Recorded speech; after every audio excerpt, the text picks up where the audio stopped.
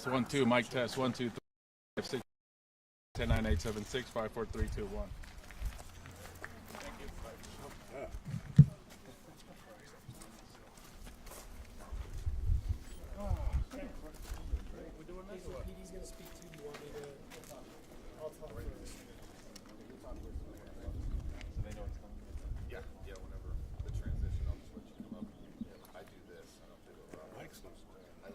Yeah, well, I'm fine. We're just gonna switch it. Does any of you guys want me to hit a hard move here? It's not a hard time. Sí, sí, ya vi cuando estaba.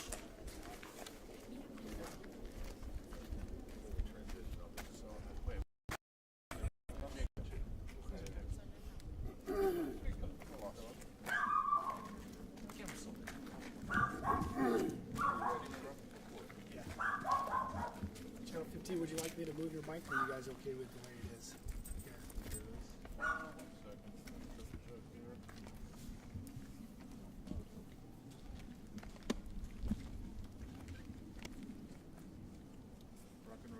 Okay.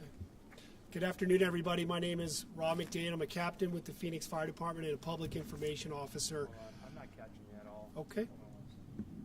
If anybody's live streaming, we're just working through some audio. If you want to bear with us. If you guys want to hand me a stick, I can hold on to it and pass it on if you would like. Yeah, I'll just do that. Okay. On the line. So it's Rob McDade, ROB, MCDADE, Public Information Officer with the Phoenix Fire Department. I don't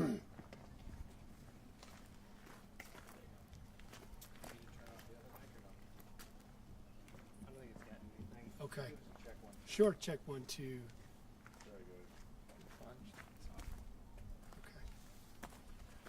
Okay. Good afternoon, everybody. My name is Rob McDade. I'm a captain with the Phoenix Fire Department and a public information officer. Just after 11 o'clock last night, the Phoenix Fire Department received multiple phone calls into our 911 dispatch center reporting a townhome with an intense amount of fire, smoke coming from that. We sent our normal dispatch of 2 engines and a ladder. They arrived on scene quickly. We had a fast, aggressive interior attack on the townhome that you see behind me.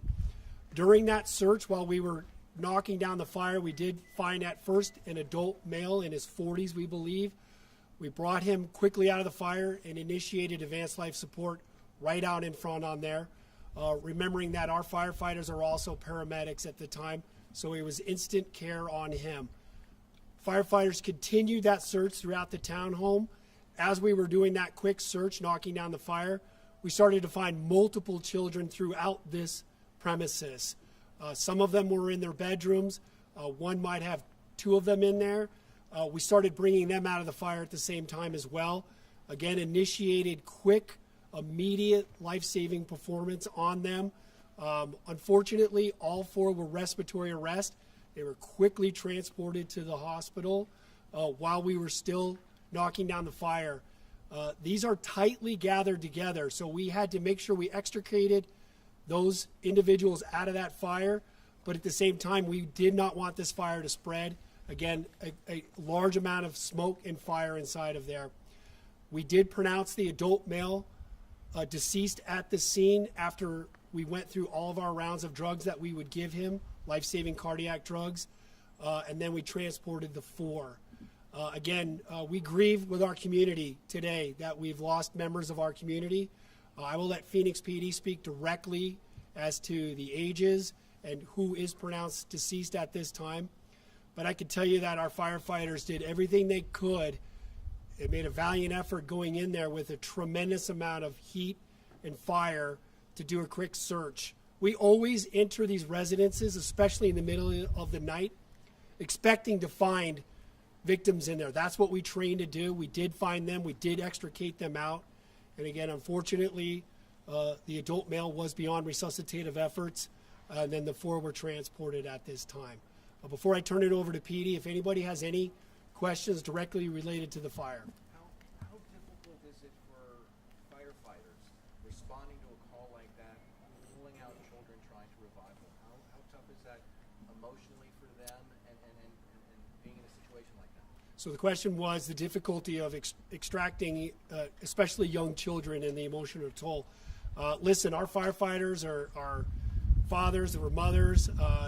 These are, you can never quite train your folks to deal with the loss of youth, right? But again, this is what we train for. It's almost robotic to us when we go in there. I listened to some of the traffic, the radio traffic. It was clear, it was concise. We've got one, now we have two. Command be advised, we are now bringing out a fourth child. We immediately set up a treatment sector. I would like to say that we gave the two individuals, we gave all four of them a chance to survive. But again, we can't just turn it off, right? I like to say we do it robotic, but we're not robots, right? We are humans. We immediately intervened with our folks to make sure that we had crisis with them, but they stayed together as a crew, and sometimes that's the best we can do. But again, you know, we are focused on the family. We're focused on their extended family, the neighbors, and again, this is something that you know, is an unfortunate loss for our community. Do we know at this time how the fire started? Obviously, we see a dryer that's burnt down basically to a crisp right now. Yep. So I can say that speaking with our fire investigative task force team, and again, PD's here with us and he can speak more directly to that, but there is no indication right now that would point us in the direction that this was purposely set. Now we're looking at what could have been an accidental start to this fire. And again, we understand there was a washer and a dryer that was pulled from there. We have to look at everything. And that this investigation will take a couple of days. Fire investigators were here all through the night. They're back here again this morning. This is one of those where we will do our due diligence to make sure, but we're leaving nothing unturned to try to figure out what started this fire, because that's something that we want to make sure that we learn from. But and again, fire investigators will hopefully find a determination of that. Can you tell us where the children were? Were they in bedrooms? Were they sleeping? They were in different rooms of the house? Or where did firefighters find them? And had they all been kind of passed out because of the smoke? Or where were they found? Yep. So with not giving too much away for the investigation of it, I can say that we did find them in their beds. A lot of times when somebody is notified of a fire, we will find an adult going for their children maybe in a hallway where they've succumbed to the smoke, or at the threshold of a doorway. At this time, from rescuers, remember, it's a chaotic scene. It's dark at times. There's heat. There's noise. But it looks to be true that they were all in their beds, in their bedrooms. So again, we're looking at folks that probably asphyxiated from smoke, not so much burn injuries. Again, that's the deadliest thing that can happen to them. That's why they were all in respiratory arrest, and that's why we did not take them down to Valley Wise Burn Center. We took them to the appropriate pediatric facility. 2 went to Thunderbird Samaritan and 2 went to Phoenix Children's Hospital. Again, valiant effort by the firefighters on scene to extract them, to knock down that fire, to give them a chance of survival. What were the, if you can speak to this, I know it's a couple of time, what were the condition of the kids as they left you guys? Yeah, so I can tell you that all 4 were in respiratory arrest, meaning that we were breathing for them at the time. We were doing advanced airways into them, basically intubating, doing advanced life support on them, giving them every chance. But unfortunately, we had 4 unresponsive children that were treated and then quickly rushed to the hospital in ambulances, 4 ambulances to pediatric facilities. Did we find any smoke detectors in the home? And could that have been one of the reasons why they were in their beds and weren't able to get out? Sure. So I will give you early indications. Do not point that there were any smoke detectors there. That's not a definitive answer. There's a lot of damage from the fire, but the fire investigators can tell us that at this time they have not yet located any working smoke detectors in the home. This is preliminary, but that is where it seems to be pointing that they were not present or functioning if they were present. And again, because of the fact they were found in their beds, the indication is that they weren't alerted to this fire and were not able to get out or alert anybody else in the family before the smoke got there. Yep. So the question again was, were these individuals notified of this? Was there any alert? Very early in the investigation, chaotic scene, getting everybody out, but I can tell you it does not look like anybody was aware of that fire. Early stages of it right now, but we found the children in their rooms. and then extricated them out of the fire. Again, when you have a profile like that, firefighters go in. There's a term we use, find the seed of that fire, right? Where is that fire originating from? Put that fire out, check for extension. When you add in a rescue format to get folks out, we have firefighters now leaving a fire where we need to be continuing to fight that fire. Our command system bounced it to a first alarm. So firefighters have to stay, continue to put out the fire while we have other firefighters rescue those individuals out. That is all coordinated on the radio. Everybody on the fire ground knows their role, knows what they're doing, knows they're either part of the extrication or they're part of that firefight. I can tell you that was a very well coordinated attack in there. We believe that we gave them every chance to survive out of this fire. Just very unfortunate. And again, to echo what I started with, we're grieving with our community at this. It's tragic, but when it hits somebody that is in a youth, it's again further illustrates the fragility of life. And again, it's something that unfortunately we deal with in our profession. But our folks are back in the stations today and ready to respond to any calls. Yes, speaking to before we talk to PD, just talk about what resources are available for the first responders. Right. So first and foremost, so the question was resources for those that were on this fire. Again, our main function was to support the family, to support the neighbors. We had our crisis response teams. When firefighters go on a call like this, when they get back to the station, we debrief together. We talk about the fire. We provide those resources. We do a follow-up. So those folks worked late last night. Our team will reach out to every firefighter that was on this call. They'll check in with them tonight, and we will give them the opportunity if they need a shift off to get through that. But we've learned through this that we don't just cowboy up anymore. We work with our folks. We make sure that they've decompressed enough. And again, firefighters are pretty resilient. Sometimes getting back on Big Red, get back on that fire truck and responding to calls is that normalcy of life that puts it all back together for us, that we can go out and help others on the shift that they'll go back to in 2 days. Rob, this may be a question for you, or PD, forgive me. Sure. We've heard from people who work with the family that these kids, at least 3 of them, were disabled in some sort. Yep. How does that impact, where they may not be as responsive as you may have seen, that they may not be able to have the ability to call out when it comes to rescue? Sure, yeah, and I'll let PD speak to the individuals of those, but with any children with any type of developmental disability or anything, children are panicked at that time anyway, right? That's why we talk about have a fire plan, have working smoke detectors. You never think it's going to happen to you. Quick conversations, but then when you're dealing with children that might not be able to understand that concept, yet another degree of difficulty for us on the fire ground.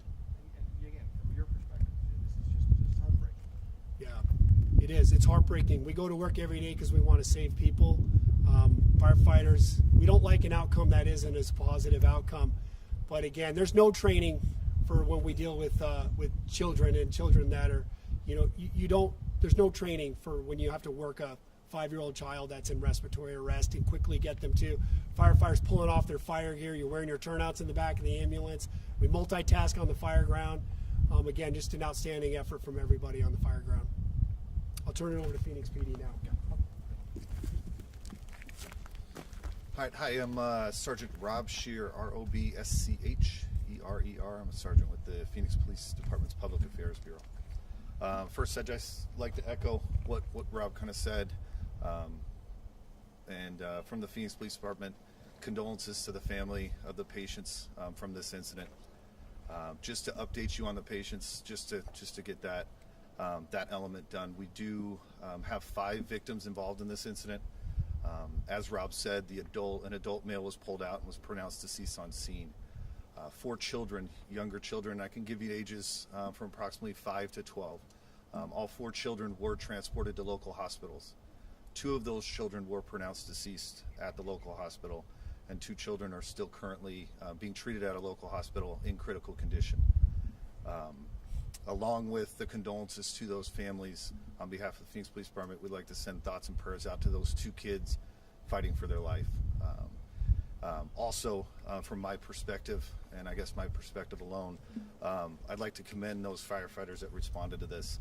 Like Rob said, there's nothing, as first responders, we can tell each other this is what we may encounter. We can tell each other this is what we're going to come into contact with.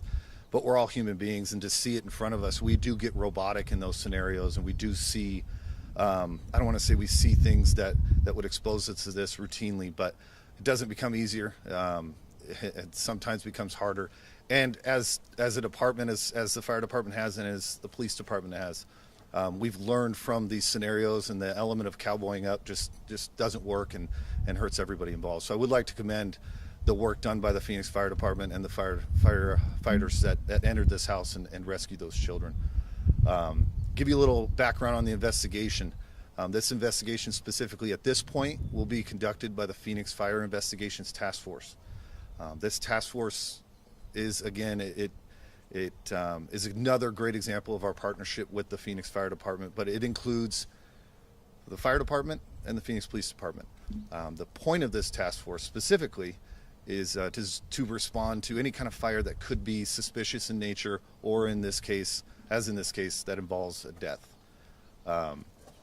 The idea behind it was to include subject matter experts with the art of seeing the back end of a fire investigation and seeing what's behind us, and being able to divulge what occurred, along with including those that have an expertise in kind of the criminal element of a scene, and really to enhance kind of what we do criminally when those arson investigations do kind of cross paths into the criminal element, and to help finalize those matters and bring, if there is someone accountable, bring them to justice. As Rob said, this at this point, there is nothing, at least that this preliminary investigation has, that says that this was a purposefully or this was set intentionally. There's nothing that says that at this point. This investigation is not done. I encourage patience with this. Anything that involves death, we're going to go slow and go and methodical.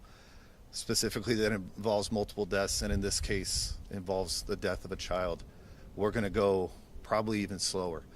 Us as investigators, like I said, we're human beings. We want to know the what, why, when, and how right now also. Luckily, our experience, and these investigators, I assure you, are extremely experienced. They're going to slow down to make sure we don't miss things, because missing things in an investigation like this is not acceptable, and they won't. And they're going to go slow. They're going to fine tooth comb it, and they're going to get down to what happened and why. Again, our goal with this task force and our goal with this partnership is to investigate scenes like this and be able to find out those questions that everybody has right now, and that if I could, I would be able to give to you. So, yes, sir. Could you tell us the relationship between the father and the children? Was it a father and were they his kids? Do we know? At this point, yes, we can establish that it was a father and his children. As far as specific other relationships and things of that nature, that's going to be part of the investigation. Specific ages and names of the children, specifically the ones that have passed away. We, investigators, victim advocates, counselors, all of that will attempt to locate and contact anybody involved in these children's lives. No one's ready for a child to pass away.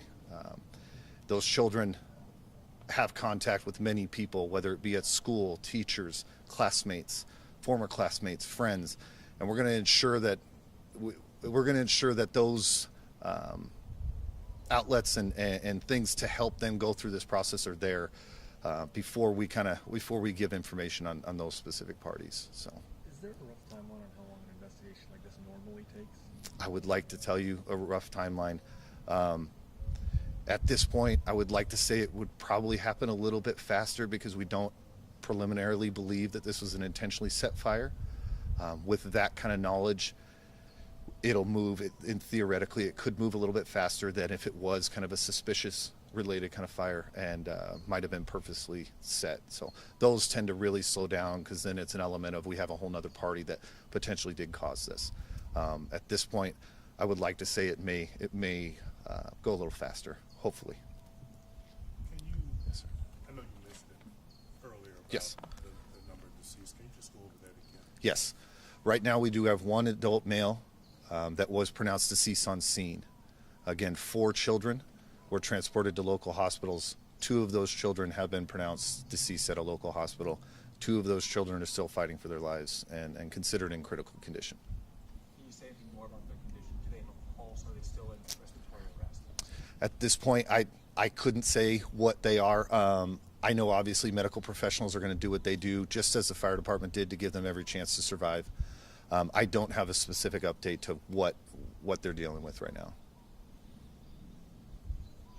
Can you confirm anything about whether they had some physical disabilities? At this point, we're going to go through the investigation. I mean, we have 4 children that were transported to the hospital, 2 that are deceased. Putting all those pieces together in a scenario like that isn't going to be easy from the forefront. When I have that information, I will push it out to you guys through a media advisory. I have one set and ready to go, but it's not going to include much more than what I've given you today. So I'll hold off, and when I can get that information, maybe be able to release ages and additional information, I will get that to you guys. This was all around 11 o'clock at night when the call happened. Does that sound right? Yes, the call came. You mentioned relationships. Yes. Father, anyone else that's related, maybe that you guys have reached out to. We've really reached out to other family members, part of the process when someone does pass away. Specific relationships of those family members at this point, because of the sensitivity of it, I won't release right now. But yes, we're reaching out. That's kind of our primary goal right now, is really with the preliminary information that this wasn't intentionally set. Our goal now is to ensure and do what we can for those that were touched by not only the adult but the children also, and make sure we're there for them as much as we can. We do feel, obviously, as Rob said, part of our family, part of our community passed away today, and these are tragic events that us as first responders take very, very seriously, and investigators take very seriously.